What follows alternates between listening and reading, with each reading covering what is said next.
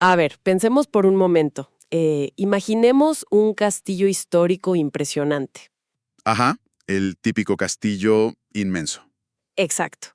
Y resulta que, durante décadas, los habitantes de esta fortaleza invirtieron absolutamente toda su energía, todos sus recursos en embellecer los jardines interiores, Claro, en la vida civil. sí, en construir bibliotecas fascinantes y, sobre todo, en establecer un sistema de bienestar súper envidiable donde nadie pasaba hambre. Yo misma me pregunto cómo lograron financiar todo este paraíso interno. Pues supongo que alguien más hacía el trabajo sucio. Tal cual. Resulta que la seguridad de los muros la garantizaba un vecino gigante, un vecino musculoso que trabajaba prácticamente gratis. Qué conveniente, ¿no? Muy conveniente. Y además, la comida y las herramientas las traía un comerciante muy lejano a precios de remate, y la leña para calentar el castillo en los inviernos crudos, pues la regalaba otro vecino enorme. O sea, un ecosistema perfecto. Perfecto. Era el escenario ideal hasta que el clima exterior cambió de golpe, y esos tres pilares desaparecieron literalmente de la noche a la mañana. ¿Sabes que es una metáfora que capta a la perfección el dilema actual que estamos viendo? Porque esa arquitectura estaba diseñada exclusivamente para la comodidad civil, o sea, para el desarrollo humano y la paz. Sí, para vivir bien. Exacto. Pero resulta completamente inútil para resistir un asedio. La dependencia era absoluta, aunque, digamos, convenientemente invisible mientras las aguas de la geopolítica se mantuvieron calmas. Y bueno, de eso se trata nuestra inmersión profunda de hoy. Vamos a explorar digamos, dramático despertar geopolítico de Europa. ¿Un despertar bastante brusco? Totalmente, porque durante medio siglo el continente construyó su identidad sobre esta idea del poder blando, ¿no? La fuerza de la diplomacia, las regulaciones comerciales, los acuerdos. Pero la nueva realidad global los está obligando a aprender, a la fuerza, el duro lenguaje del poder militar. Sí, el poder militar y la supervivencia industrial. Así que hoy, nuestra misión es desempacar este tema cruzando una pila de fuentes diversas. Tenemos reportes de la Fundación Alternativas, noticias de agencias globales como SANA, análisis geopolíticos de Atlas, ensayos críticos de Sin Permiso y hasta artículos de opinión del periódico Hoy. Una mezcla muy completa para entender una transformación monumental. Porque, a ver, el contexto crucial aquí es que el mundo entero está abandonando esta era de la globalización optimista. Exacto. Estamos entrando de lleno en lo que los analistas denominan una etapa de rivalidad sistémica. Y en este escenario, la economía y la defensa ya no operan en carriles separados. Son lo mismo prácticamente. Son las dos caras de una misma moneda, totalmente. Yo estoy seguro de que ninguna nación puede considerar su economía segura hoy si no domina su propia industria tecnológica. Y claro, no puedes mantener esa industria si eres incapaz de proteger físicamente tus rutas de suministro o tus fronteras. Exactamente. Ahora, a ver, me cuesta comprar de buenas a primeras un término que mencionan mucho estas fuentes, esta idea de la autonomía estratégica abierta. O sea, me suena a una contradicción gigante. Suena a un oxímoron, ¿sí? Que cierras tus fronteras, proteges tus cadenas de suministro y produces tú misma, ¿no? Claro, eso pensaría uno. ¿Cómo puedes ser abierto sin seguir siendo vulnerable a chantajes? O sea, ¿no es esto simplemente una forma elegante y diplomática de decir, sálvese quien pueda? Es una excelente objeción. Y la realidad es que, si conectamos esto con el panorama general, responde a un mecanismo de supervivencia muy específico. La autonomía aquí no significa autarquía o aislamiento. Ok. Europa no pretende fabricar cada microchip o extraer cada mineral raro dentro de su territorio. Porque no pueden, además. Claro. Intentar eso sería un suicidio económico. No tienen los recursos naturales. El verdadero mecanismo detrás de esta estrategia, según los analistas, es la eliminación de los puntos de estrangulamiento. Ah, es decir, no tener un solo proveedor que de repente pueda pagarte el interruptor de la economía. Exacto. Se trata de diversificar radicalmente las vulnerabilidades. Si ya no puedes depender de Rusia para la energía barata o de China para las manufacturas económicas y paneles solares, pues no te encierras. Buscas por otro lado. Construyes múltiples puentes hacia otros continentes. Desarrollas una capacidad mínima viable en casa para tecnologías críticas, pero mantienes el libre comercio con múltiples socios. La idea es que nadie, nunca más, tenga el poder de paralizarte con una sola decisión política. Claro, suena muy bien en papel. El problema que yo veo es que implementar ese plan maestro requiere una voluntad política de hierro y una unidad absoluta. Que es justo lo que falta. Exacto. Y cuando cruzamos esto con los datos políticos recientes de las fuentes, el panorama es un campo minado. Los reportes muestran que el megaciclo electoral europeo de 2024 sacudió los cimientos del bloque. Totalmente. Vimos un giro muy pronunciado hacia la derecha. Hubo un crecimiento sustancial de grupos conservadores y nacionalistas como el SR y el IDE. Y el impacto de ese giro es profundo, porque proyectos titánicos que buscaban unificar como el famoso Pacto Verde Europeo o la integración digital están perdiendo impulso. Claro, porque la nueva presión política interna argumenta que la prioridad es la soberanía nacional. Dicen que las regulaciones ambientales estrictas están asfixiando a la industria local. Justo en el momento en que necesitan ser más competitivos. O sea, tienes una Europa que necesita desesperadamente actuar como un bloque sólido frente a potencias hostiles, pero sus propias fuerzas políticas internas empujan hacia la fragmentación. Y a este caos interno, pues le sumamos el panorama en Estados Unidos. La incertidumbre es enorme. La llegada de la administración de Trump trae una política exterior muy drástica. Muy transaccional. Sí, hablamos de recortes en la ayuda a Ucrania, demandas agresivas para que los aliados europeos aumenten su gasto en la OTAN y, bueno, un enfoque casi exclusivo de Washington en frenar a China. En términos prácticos, Estados Unidos le está diciendo a Europa, el problema de Rusia es de ustedes. Vean cómo lo resuelven. Y esto nos lleva al verdadero campo de batalla actual que precede a cualquier conflicto armado. La guerra industrial. La guerra industrial y tecnológica. Para tener peso geopolítico real, necesitas industria pesada. Pero Europa está descubriendo que competir económicamente contra sus propios aliados, o sea, Estados Unidos, es casi tan difícil como enfrentar a sus rivales. Es fascinante ver cómo chocan estos modelos en tiempo real. Y de hecho, si nuestra audiencia está disfrutando este nivel de detalle sobre cómo se mueve el mundo, este es el momento perfecto para darle un like al video y suscribirse al canal. Totalmente recomendado. Sí, nos ayuda muchísimo a seguir trayendo estas inmersiones a fondo.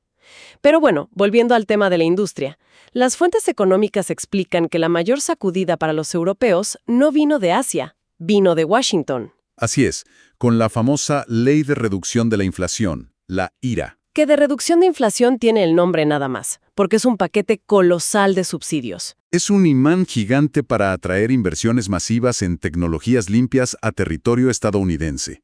Y funciona con una simplicidad que asusta. Sí, es mediante créditos fiscales directos, ¿verdad? Exacto.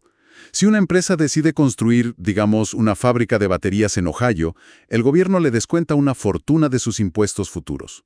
Es predecible, es rápido y sin papeleo excesivo. Y en cambio, cuando miramos la respuesta europea, el Plan Industrial del Pacto Verde o el GDIP, parece el proceso más tortuoso y burocrático imaginable. Porque el mecanismo europeo está atado de manos. Hay que recordar que la Unión Europea no es un país, son 27 naciones independientes. Claro. Tienen reglas muy estrictas sobre ayudas estatales para no destruir la competencia interna. Entonces no pueden crear un fondo gigante de donde todos saquen dinero. Porque los países frugales se niegan a pagar las cuentas de los demás, me imagino. Exactamente. Lo que hicieron fue relajar las reglas para que cada gobierno nacional pudiera subsidiar a sus propias empresas. A ver, es como un comité de vecinos intentando diseñar un auto de carreras mediante reuniones interminables. Mientras tanto, Estados Unidos simplemente llega y le da un maletín lleno de efectivo al piloto más rápido y le dice, ve y gana. Es una excelente analogía. Y el resultado de este laberinto europeo, según las fuentes, es una desigualdad interna feroz.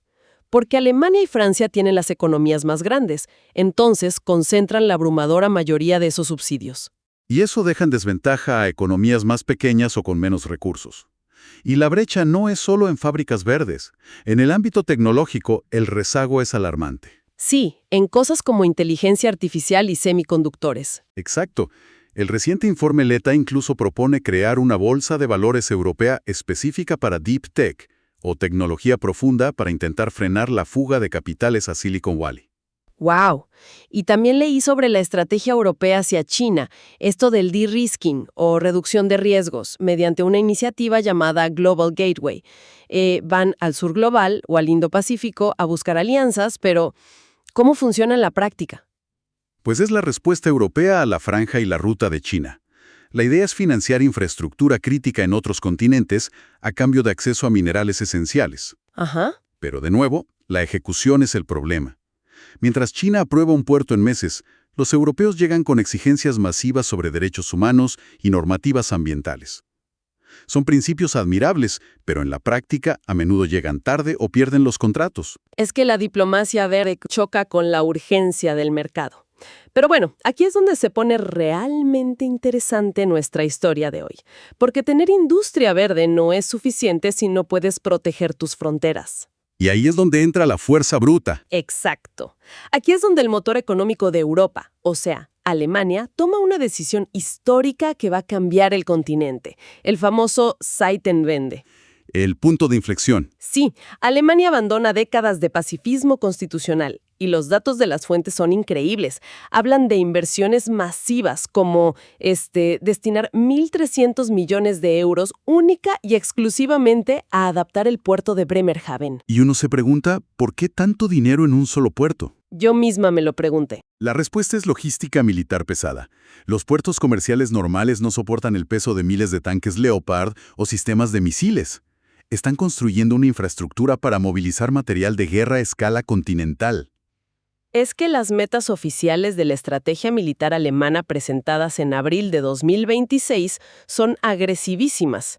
Proyectan tener el ejército convencional más poderoso de toda Europa para 2039. Con 460.000 efectivos, entre tropas activas y reservistas, y están debatiendo reinstaurar el servicio militar voluntario. Y el dinero fluye. El gasto militar llegará al 3.5% del PIB en 2029. De hecho, Alemania ya en 2025 se convirtió en el cuarto país que más gasta en defensa en el mundo, con 114.000 millones de dólares. Una barbaridad de dinero. Y las corporaciones felices. Las acciones de Rheinmetall, la principal empresa de defensa alemana, subieron un 70% entre 2025 y 2026. Claro, el complejo industrial militar alemán está despertando. Pero, a ver, aquí tengo una duda importante. Si la historia europea nos ha enseñado algo, es que un rearme masivo alemán pone muy nerviosos a todos sus vecinos. ¿Cómo ven esto países como Polonia o Francia? Es un tema súper delicado. Esto altera todo el equilibrio de poder en Europa. Para que los vecinos no entren en pánico, este rearme requiere una coordinación extremadamente cuidadosa. O sea, no pueden simplemente armarse y ya. No, tienen que integrar todo esto dentro de las estructuras de la OTAN. Tiene que ser visto estrictamente como defensa colectiva y no como dominación alemana. Y además, esto genera tensión con Donald Trump. Ah, claro, porque Estados Unidos quiere que compren armas estadounidenses. Exacto. Hay fricción entre el canciller Friedrich Merz y Trump, porque Alemania quiere priorizar y subsidiar su propio complejo militar industrial europeo, no comprarle todo a Washington. Bueno, y todo esto nos lleva a la pregunta del millón, la que más afecta a la sociedad civil. Porque construir un ejército masivo y levantar una industria de defensa autónoma cuesta una fortuna astronómica. La pregunta inevitable que plantean los ensayos críticos es, ¿de dónde va a salir todo ese dinero?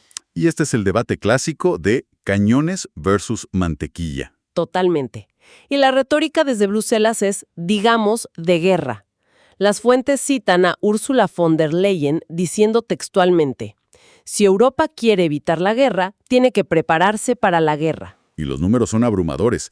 El Plan ReArm estima que necesitan 800.000 millones de euros en 4 años. Y para pagar eso, estamos viendo una crítica social inmensa, manteniéndonos súper imparciales con lo que reportan las fuentes de ambos lados. Los gobiernos están pidiendo recortes sociales directos. Sí, y figuras como Mark Rutte en la OTAN ya están avisando sobre sacrificios en pensiones y sanidad. Vemos el ejemplo del Reino Unido, que, aunque fuera de la UE, marca una tendencia regional. Ahí, el gobierno de Keir Starmer recortó 5.700 millones en salud y asistencia a discapacitados. Y el argumento social es que este rearme acelerado va a destruir el famoso estado de bienestar europeo. Y lo fascinante aquí es el debate macroeconómico sobre esto. Algunos, como el Instituto Kiel, afirman que este rearme masivo impulsará el PIB a través de empleos industriales. Ajá, la visión optimista. Pero los economistas más críticos señalan que la ineficiencia es tremenda. Argumentan que el multiplicador económico de la industria militar es bajísimo. ¿Y cómo funciona ese multiplicador, digamos, en términos prácticos? Pues dicen que por cada euro invertido en armamento, el retorno es de solo 0.50 céntimos, porque un tanque no genera riqueza futura como lo haría, por ejemplo, construir una red de trenes que da retornos del triple. Claro, un tanque solo consume mantenimiento o se destruye. Y a eso súmale la fragmentación del mercado. Un tanque alemán cuesta el doble que un estadounidense porque no hay economías de escala. Tienes 27 industrias nacionales protegiendo sus intereses. Y por eso, el 80% de las compras europeas actuales todavía se hacen fuera de la Unión. Exacto. Esa es la tensión estructural. Quieren un mercado único de defensa, con compras conjuntas, con una meta del 40% para 2030, pero las rivalidades nacionales lo complican todo. Forzados a elegir entre dos tipos de seguridad. Sí, una decisión imposible. Por un lado, la seguridad de sus fronteras contra tanques extranjeros y por el otro, la seguridad de su red de protección social, o sea, su salud, sus pensiones, su educación. Y sostener Ambas a ese nivel parece insostenible. Así que hemos hecho un viaje larguísimo hoy. Vimos cómo Europa despertó abruptamente a una nueva realidad geopolítica y dejó atrás el poder blando. Vimos cómo intenta competir industrialmente con la chequera de Estados Unidos. y cómo Alemania se está transformando en una verdadera superpotencia militar para 2039. Y finalmente, el inmenso costo social que esto podría tener, exprimiendo el estado de bienestar. Y para cerrar, me gustaría dejar sobre la mesa una reflexión provocadora para que la audiencia la analice por su cuenta. Adelante. Si Europa logra construir este enorme complejo militar industrial independiente, pero para lograrlo tiene que desmantelar las mismas políticas sociales, las pensiones y la sanidad que definen su identidad, al final de este proceso, ¿seguirá siendo esa sociedad endurecida la Europa por la que sus propios ciudadanos estarían dispuestos a luchar? Wow. Una pregunta muy profunda que sacude toda la identidad del continente. Se las dejamos ahí a quienes nos escuchan para que le den una vuelta. Muchas gracias por habernos acompañado hoy en este análisis y recuerden dejarnos sus comentarios. Hasta la próxima.